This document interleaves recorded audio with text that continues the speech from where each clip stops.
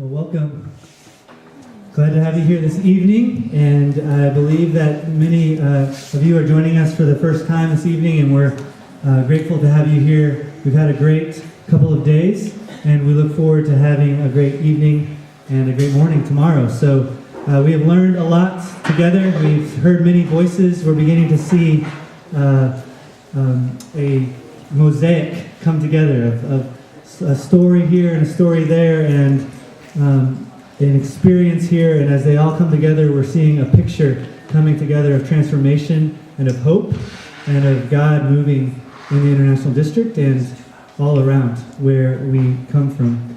Among the four groups that Scripture identifies as very close to God's heart, the four groups that consistently throughout, especially in the Old Testament, God champions the cause of, are the widow, the orphan, the poor, and the immigrant, or the stranger. Consistently, verse after verse after verse, hundreds of times, God is cited as a champion and an advocate who stands in solidarity with these groups. And so our first speaker, Justin Remer-Thamert, is that right? Remer-Thamert? Sorry. Has a heart for the stranger and the immigrant and our neighbor. And he comes as the executive director of the New Mexico Faith Coalition for Immigrant Justice, and he is working toward justice for our immigrant friends and neighbors, for reform and to support these families. So would you come and share with us, please?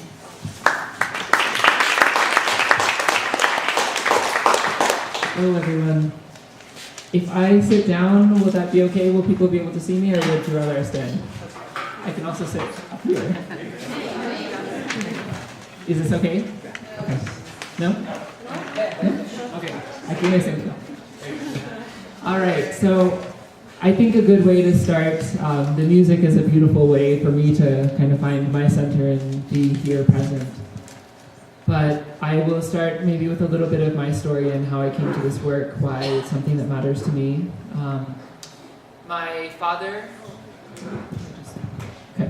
My father was... ¿Se me siento? No, just slow down a little. Slow down. Okay, thank you. So my father was ordained Lutheran minister and was for many years a chaplain, both in a Navy chaplain and a hospital chaplain, and worked at Salvation Army as a social worker for quite a while. And while he was there, he and my mom were not able to have kids. So they decided eventually to adopt from El Salvador. And my dad was the one who got to pick the country, and my mom was the one who got to pick the child. And so they went to a number of orphanages and finally found my sister. And she had been abandoned. This was in the midst of the Salvadoran Civil War. So they started the arduous process of adoption that took over a year and a half to complete. But in that process, my dad was also confronted with a challenge by a lawyer who he met in El Salvador, who had told him that there were a couple of women who had been raped by soldiers during the war, and that the two women wanted to come to the United States so that they could at least give their kids a better opportunity, even if that meant that they would be sent back home. And so my dad agreed to meet them in Juarez and meet with Coyote, and then, she helped to cross them, and then my dad picked them up in El Paso and brought them up to Albuquerque. A couple of months go by, and he was indicted, 9 felony counts, for immigration purposes, for mail fraud, any number of things. And there was this huge case that he was trying to smuggle children into the U.S. And the two women had to testify against him, which was very challenging for them to be faced with this need, really, to go against the person who had helped them come to the U.S. In order for them to be able to stay here with their kids. So, it's kind of the roots of where I got started. We were very involved with several of the Catholic churches here that were involved in El Salvador Ministries. And I think as I was in middle school and then high school, it was very easy to go down to Juarez for some house building, which I know at least a couple of people here have done. And then to continue in Honduras in high school with a summer program where I was staying with a family and doing the best that I could to make some contribution to the community. And as I was in college, I continued, to really try to study, figure out what is it about this calling to work with immigrants that really speaks to me.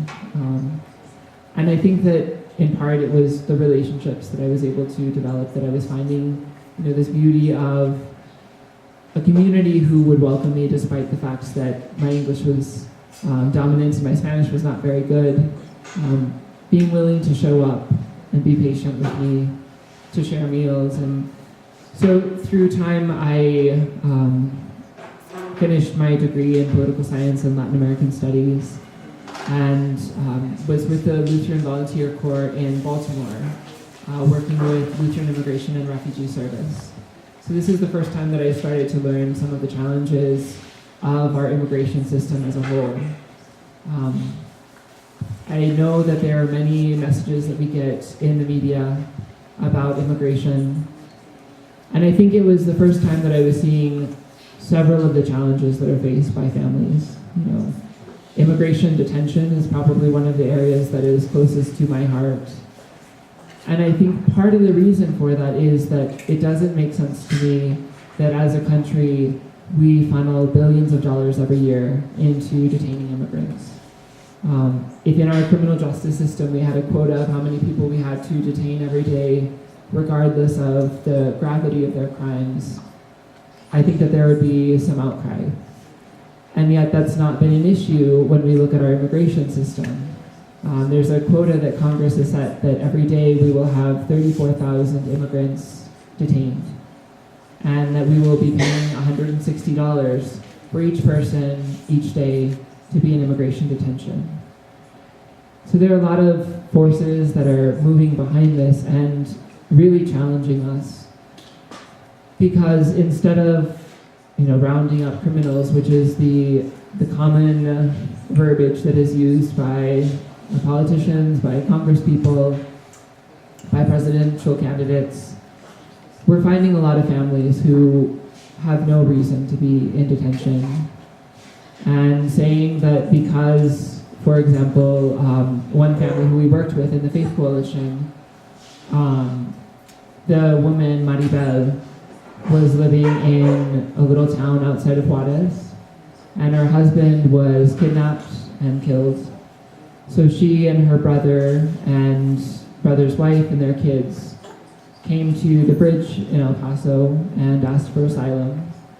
And the process that we generally use as a country is that if there is a breadwinner, we will keep them in detention so that the rest of the family will stay close by to guarantee that they're going to be going to their immigration court hearings. And so, this father of a 1-year-old is in immigration detention for months, and quite a bit of bureaucracy just trying to get a hold of his deportation officer to see if we can get him released on humanitarian parole to be with his family. Of course, the deportation officer said, yes, we're doing this, we received this paperwork, we're moving forward.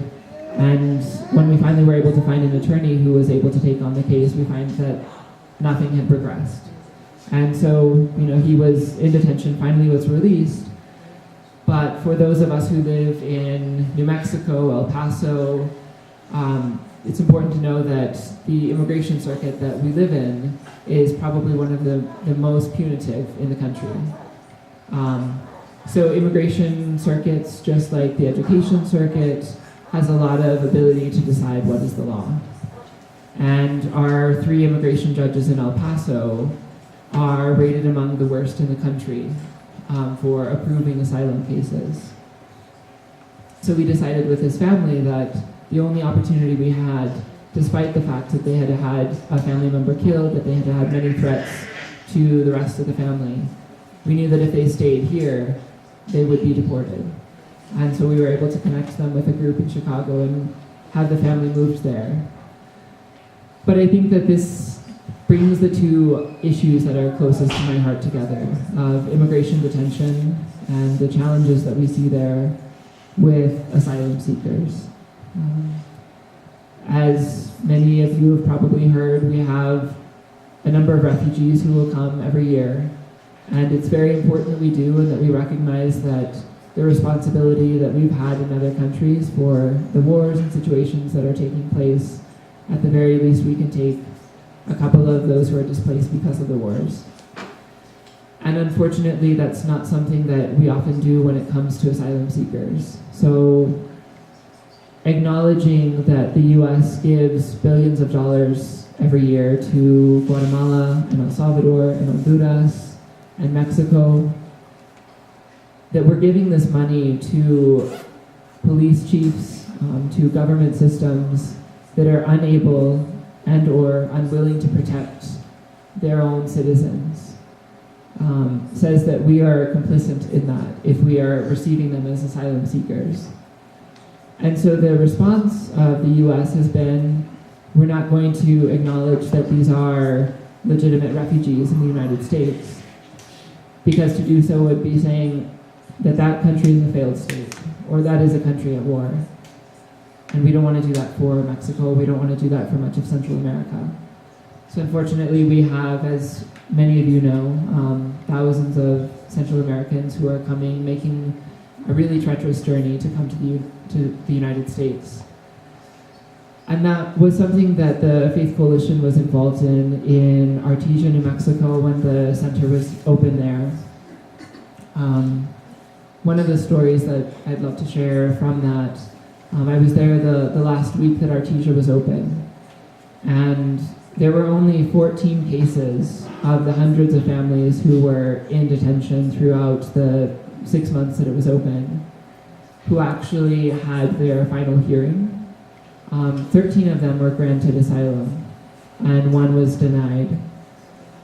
So I was there for the final granting and for the denial, and they happened right on the heels of each other. So it was a really powerful experience for me to be in the law library. It was basically just a barrack that was set up, and they had these little cubicles where the lawyers would meet with the families. And so this mother comes in after her court hearing. It's just a little screen where they have the judge projected, and so the family has to speak to a judge who is in another state.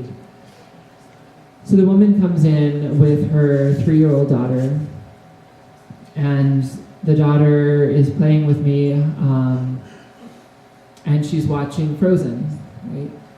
And in Spanish, the translation for the song Born Free is I am free. So I'm sitting here while this little girl who has watched Frozen a million times is singing I am free, and her mother goes by crying with the lawyer to figure out what are the next steps. Do they accept their deportation, or do they try to appeal the case knowing that they'll be in detention for another couple of months at the very least? And I don't actually know what happened. They were transferred the next day to Texas for the new facilities that were open there. And the second family that I was able to work with, I received as they went through the process of release, and picked up the mother. She was from Guatemala and also had a young boy. So this is right before Christmas, and in Artesia they have all these little blow-up animals and other things for Christmas. And he's looking at them as we're driving by and saying, mi juguete, quiero jugar con mi juguete. Like, I want to play with my toys. Let me go play with this toy out there. And so we get to the hotel room, and I have to show the mother how to use the elevator and how to use the key card to get into the hotel room, and all of these things that are very foreign to her. And it turns out that her story is that her husband had been a lay leader in his church, an evangelical church in Guatemala, And he was trying to share the message of peace, saying, we need to stop fighting. In Guatemala, El Salvador, and Honduras, there are two major gangs that are fighting each other. And they've really turned on each other and destroyed the whole country, but they have more political power than the government. So this pastor, effectively, is trying to promote peace in his community. And so the gangs show up to his house and are consistently threatening him, and finally he decides, I need to leave for the United States, because if I stay here, I'm just putting my family at risk. So he leaves, and he's in detention for quite a bit of time before he's finally released. And then his wife is thinking that things are going to be okay there. A couple of weeks go by, and the gangs show up to her house, and they start saying, where's your husband? We know that he's still here, and we're going to kill you if he doesn't come back. So she tries to avoid this. She goes to her sister's house. She's moving around the country, and eventually realizes after she's found in one home, and they break in and they hold a knife to her stomach. She's pregnant at this point. She'd gotten pregnant right before her husband left, and they say that they're gonna cut her stomach open. So she decides that she needs to leave, and the next day she takes the 2,000-mile journey to the United States, like so many thousands of other families have done over the last couple of years. And she gets here and was granted asylum. So she was able to reunite with her family. And I guess it's important for me to share these stories because it's so much easier for us to imagine that these are people who are breaking our laws. And we do have laws that say that if you are in a country where you cannot support yourself, where your life is at risk, then we have signed conventions with the United Nations that we will do what we can to give you a fair trial and offer protection if you meet the standard. And unfortunately, that is where looking at our immigration circuit really plays a huge factor.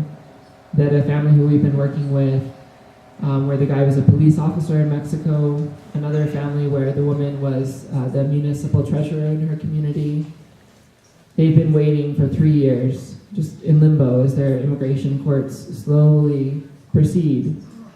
And they have a better chance, but our immigration judges here grant between 2% and 10% of asylum cases, depending on the judge. In some other immigration circuits, like the one that is in Los Angeles or New York, Chicago, it's much closer to 50% of asylum seekers who are granted permanent stay in the United States. So, I don't know, there's so much to share. It's been important for me to reflect on this journey that there's only so much that I can do, but to reach out, to know stories and to know people, and do the best that I can to not make assumptions when I meet families. The food tonight was made by a woman who we've been working with in the Faith Coalition, and she had crossed without authorization, was detained, and was able to get humanitarian parole. She has a daughter with pretty severe developmental disabilities, and a couple of other kids, one daughter who's become a U.S. citizen. And she's in the very, very, very long line to try and get status here. We are currently just looking at applications that were filed in 1996 for family reunification in some of the classes. It varies depending on whether it's a spouse that you're applying for, or a child, or a sibling. But it's been a very long wait, and will continue to be quite a bit of a wait. And it's also important for me not to glorify, or lift up all immigrants as if they are on a pedestal, because there are challenges that immigrant families face just like the rest of us. Maria's son has been involved in some illicit activity that started when he was in middle school. He was put in juvenile detention. And so she wanted to be here today to share, but her son was shot recently, and so she's trying to work through medical bills and health issues and social support and a lot of other things that have to do with that. So I guess it's important for me not to deny that there are families that have the full complexity of challenges that they face. We, just like any other family, will have some that are struggling with addictions, that are struggling with criminal histories, and yet we're all sisters and brothers. And that's really the denominator for me. As I was living in El Paso before I moved back up to Albuquerque, I was working with a Lutheran church there. And one of the women who would share her story for most of the border immersion trips that happened would say, I look around and I see that we humans make these divisions. We make these lines in the sand to say who is allowed and who is not. And I look up to the heavens and I see that God does not make divisions. God does not say, this person yes, this person no. This person reaches my standard and they can get a card to live in this place, and this person has not reached my level. And that really sticks with me. I think that while it's important for us to recognize that we need to be discerning of what is the process of how we support our own families, how we support those who are in our midst, and how we support those who need us, that we're also challenging ourselves to think, why is it that I am more deserving? I was born on this side of the border, and I could have easily been born anywhere else in this world. And because God decided that this was the place where I could begin to lead my life, I have many privileges and I have many opportunities. And I think that also means that I have a lot of responsibilities to do what I can and to be the best Christian and the best human that I can. So I will probably leave it there. If there are any questions, feel free to ask me a couple now. I don't know how we're doing for time. We're doing good. So. Okay. There's also some flyers over here if you want a little bit more information about the Faith Coalition newsletter that we just printed with some reflections from the Parliament of World Religions that I recently went to, and a flyer for the border immersion program that we do in El Paso and Juarez with the Lutheran Church, Iglesia Luterana Cristo Rey. So maybe if there are any questions, I can take a stab at those.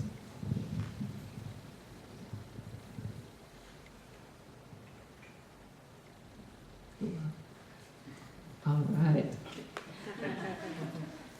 Well, yeah. Maybe I have a question. Yeah. What do you think are some, what are things that people in the room that we can do practically in terms of wanting to see, incremental steps or big steps taken in a positive direction? Yeah. It's a really important question.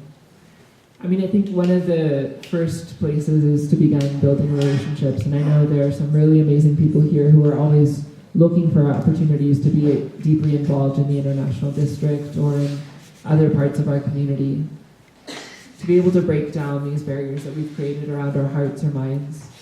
So that would be one step. I think another is, the advocacy route.